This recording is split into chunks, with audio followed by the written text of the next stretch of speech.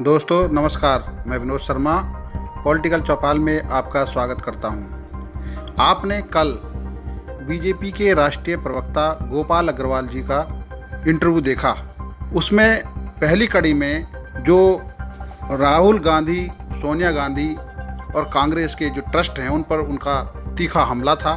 आज दूसरी कड़ी में आप देखेंगे कि भारत चीन के संबंध, व्यापारिक रिश्ते किस स्तर पर पहुंचे हैं, आने वाले दिनों में केंद्र और बीजेपी की क्या नीति रहेगी और उसके साथ साथ कैसे आयात और निर्यात की नीति बदलती रही है। इन सब मुद्दों पर हमने बातचीत की। आज उसका देखिए पार्ट 2। देखिए गोपाल अग्रवाल जी की बेबाक बातें। गोपाल जी नमस्कार। आप स्पष्ट करें, जो लोगों के बीच में संशय है उसको लेकर पार्टी की राय क्या है, केंद्र सरकार की क्या नीति है चीन को लेकर आर्थिक रूप से। जैसे कि ये जो चीन के साथ डिसएंगेजमेंट की बात जो है, कई लोग सोचते हैं कि ये गलवान के जो एग्रेशन है चाइना का उसके बाद से शुरू हुआ। ऐसी बात नहीं है।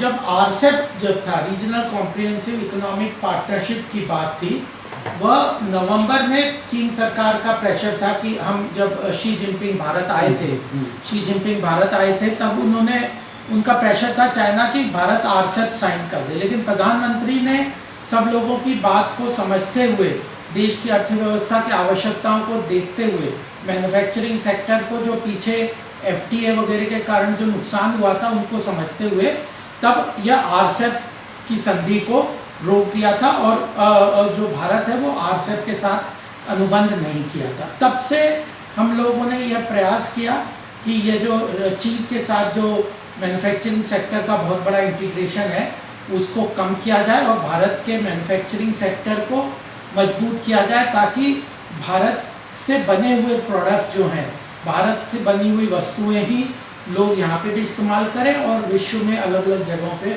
हम एक्सपोर्ट भी कर सकें। 1.5 साल पहले डोकलाम में भारत के साथ भिड़ंत की थी चीन की, तो क्या उसके बाद से भारत की व्यापार नीति में कोई बदलाव शुरू हो गया था? क्योंकि आयात और निर्यात का जो बैलेंस है वो कुछ अलग है, तो इस बारे में क्या बदलाव शुरू हो गया था या आने वाले दिनों में बदलाव दिखाई देगा?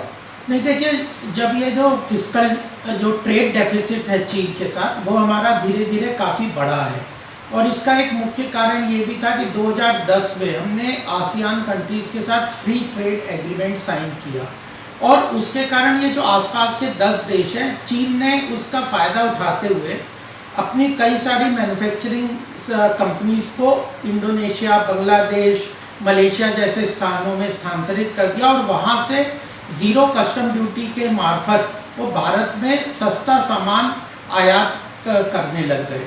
और यह यूपीए सरकार ने 2010 में इसको FTA free trade agreement sign किया था। हम लोगों को समझ में आ गया था कि इसने देश की मैन्युफैक्चरिंग सेक्टर को बहुत बड़ा नुकसान दिया है और हमारी जो छोटे मझले उद्योग हैं उनको दिक्कत हो रही है। तो हमने एफटीए भी रीवर्क करने का प्रयास किया और उसको आसियान कंट्रीज़ के साथ उसको ख़त्म करने के ऊपर हमने कदम बढ़ाया।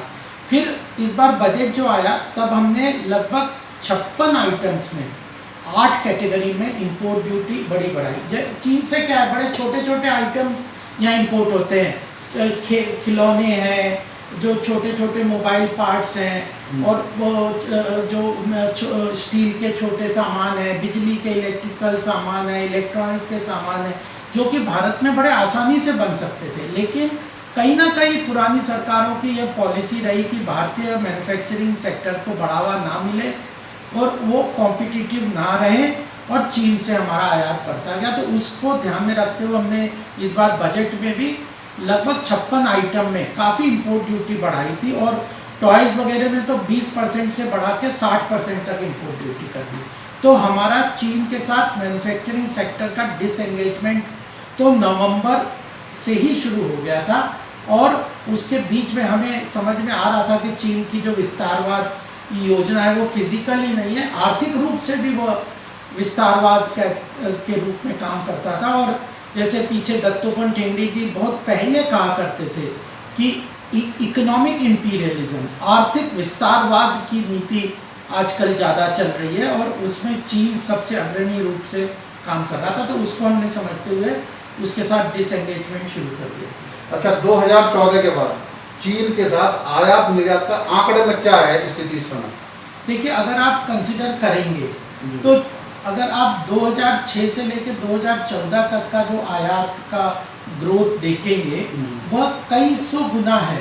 लगभग 500-600 गुना चीन के साथ ट्रेड बढ़ा और आयात बढ़ा, और उसके बाद जो 2014 से लेकर 19 तक तब भी बढ़ा है। ये तो चीन क्योंकि इतना बड़ा वर्ल्ड की सेकंड नंबर की इकॉनमी थी, इतनी ज़्यादा उसकी मैन्युफैक्चरिंग की ग्लोबली उसका स्टैब्लिशमेंट था, और हमारी कोई आर्थिक रूप से उससे कोई लड़ाई नहीं चल रही थी, फिजिकली हमारा कोई लड़ाई नहीं थी, तो हमारे यहाँ उससे भी ट्रेड होता था, डेफिसिट था, लेकिन उसकी जो ग्रोथ है वो लगभग 150% से 200% थी। तो हम लोगों ने काफ़ी इस गैप को फिल करने का प्रयास किया, और चीन को भी ये बात समझ आ रही थी कि भारत इस ट्रेड डेफिसिट जो है उसके प्रति बहुत चिंतित है, और मुझे अपना इंपोर्ट इंडिया से बढ़ाना पड़ेगा। अच्छा, भविष्य में चीन की कंपनियों को लेकर क्या रुख है केंद्र सरकार का और भाजपा की नीति क्या है? देखिए, एक तो आर्थिक रूप से जो नीतियां विस्तारवाद की वह तो एक समस्या चीन के साथ थी, लेकिन जब गलवान जैसी स्थिति हुई, गलवान में उसने एग्रेशन किया और LAC के ऊपर हमारे से ऊपर इंट्रूजन करने का प्रयास किया, और एक हमारे 20 जवान वहाँ पे शहीद हो गए, और जिस तरह की नापाक हरकत चीन ने की, तो उसके बाद से तो यह स्पष्ट हो गया कि अब हमें इसके साथ आर्थिक रूप से कोई संबंध नहीं रखने, चाहे देश की अर्थव्यवस्था को कितनी ही कॉस्ट बियर करने पड़े। और इसके लिए हमने जो लगभग 59 ऐप्स हैं वो बंद कर दिए, बहुत सारे इंपोर्ट ड्यूटी जो चीन से आयात होते थे उनके ऊपर ड्यूटी तो बढ़ाई दी, अब तो जो कंटेनर्स हैं उसको इंपोर्ट को पूरी तरह बैन कर दिया। ऐसे कई इमीडिएट चीन को इकोनॉमी को हर्ट करने वाले जैसे कई महत्वपूर्ण कदम सरकार ने वर्तमान में गलवान क्राइसिस को ध्यान में रखते हुए लिए। आपको उनका यह इंटरव्यू कैसा लगा? आप इसको शेयर करिए, लाइक करिए और